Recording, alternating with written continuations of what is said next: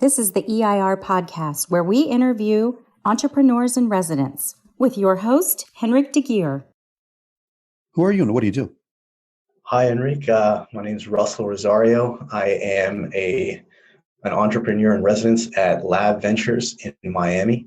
That's a relatively new startup studio. I think they started about a year ago and had one exit last year, and now they currently have 3 companies in-house.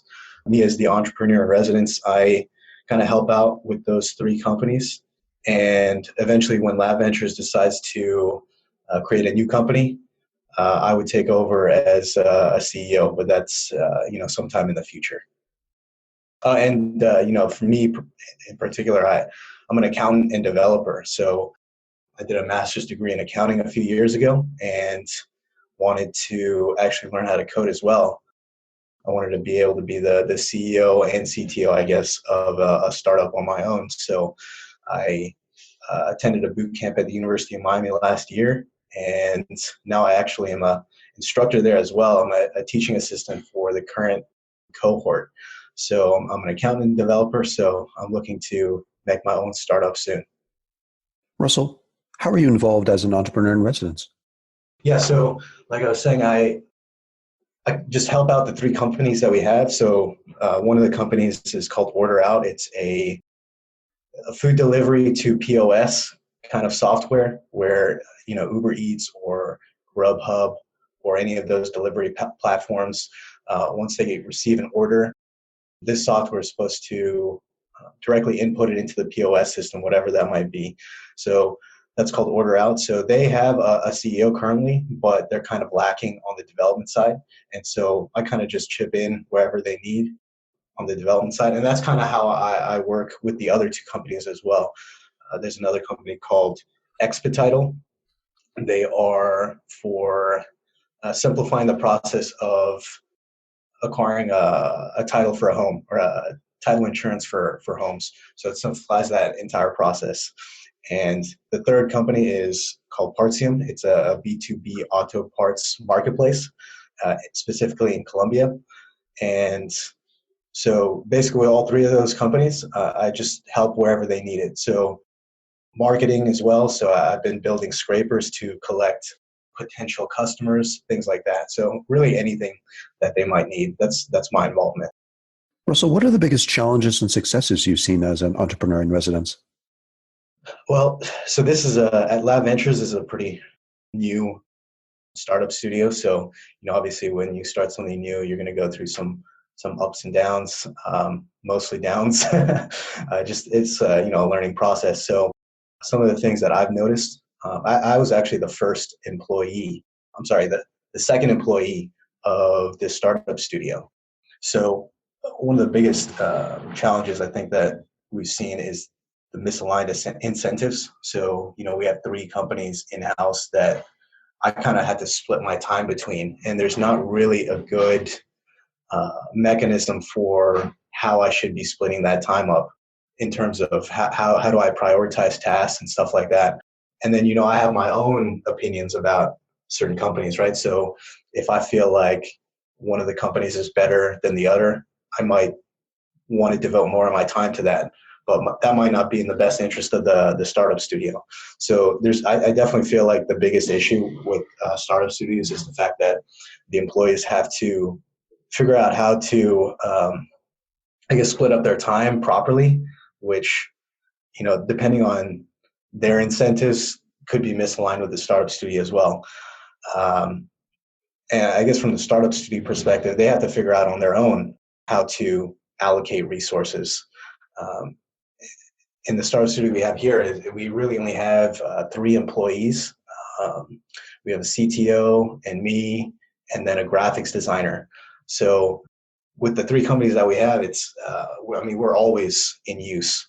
There's never a minute where we don't have anything to do, right? So there's always tasks on the back burner, and trying to figure out what to do next is pretty challenging.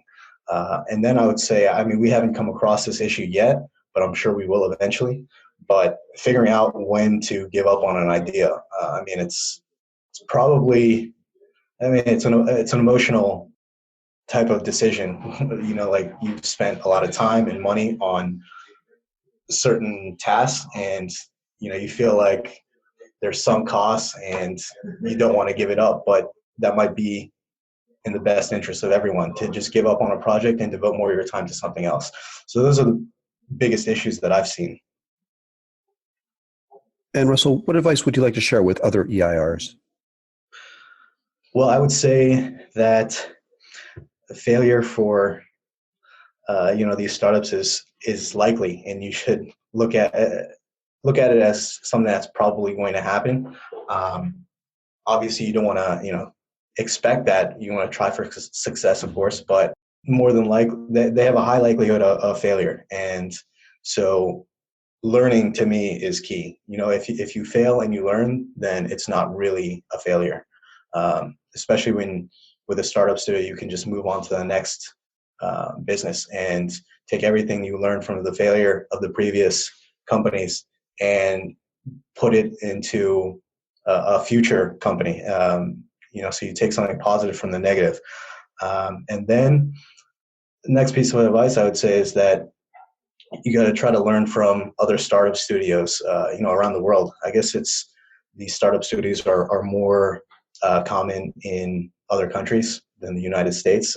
So, there's differing opinions on how certain things should be done. And if you don't go out and explore how they are done elsewhere, then you might just be stuck in your own ways, and that might not be the best for the success of the startup studio and the individual businesses themselves.